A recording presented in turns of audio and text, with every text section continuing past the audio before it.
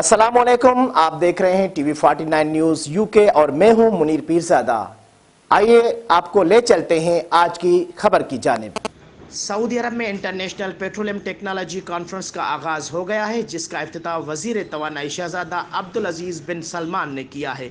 Conference में carbon circular economy और सनअती इनकलाब की टेक्नोलॉजी पर सेमिनार भी हो रहे हैं। सऊदी अरब के दारुल हुकूमत रियाज में शुरू होने वाले इंटरनेशनल पेट्रोलियम टेक्नोलॉजी कॉन्फ्रेंस में सऊदी अरब समेत खलीजी ममालिक के वज़रा शरीक हैं। कॉन्फ्रेंस से खिताब करते हुए सऊदी वजीर तवानाई शहजादा अब्दुल अजीज बिन सलमान का कहना था कि सऊदी अरब तीन नुकाती तवानाई फार्मूले पर काम कर रहे हैं। ये फार्मूले तवानाई सिक्योरिटी, मईशत को जदीद खतूत पर इस्तेमाल करने और माहौलियाती तब्दीली के मुकाबले पर मुश्तमिल है। पेट्रोल और गैस समेत नए तवानाई के शोबों में सरमायाकारी जारी रखने के लिए पुरज़्म है और कॉन्फ्रेंस का बड़ा हदफ पायदार तवानाई के जरिए कोरोना वायरस से पूरी दुनिया को निजात दिलाने की कोशिशों को मजबूत बनाना है। इंटरनेशनल पेट्रोलियम टेक्नोलॉजी कॉन्फ्रेंस में 70 ममालिक के वज़रा, माहिरीन और पेट्रोलियम टेक्नोलॉजी के शोबे से ताल्लुक़ रखने वाली शख्सियात शरीक हैं।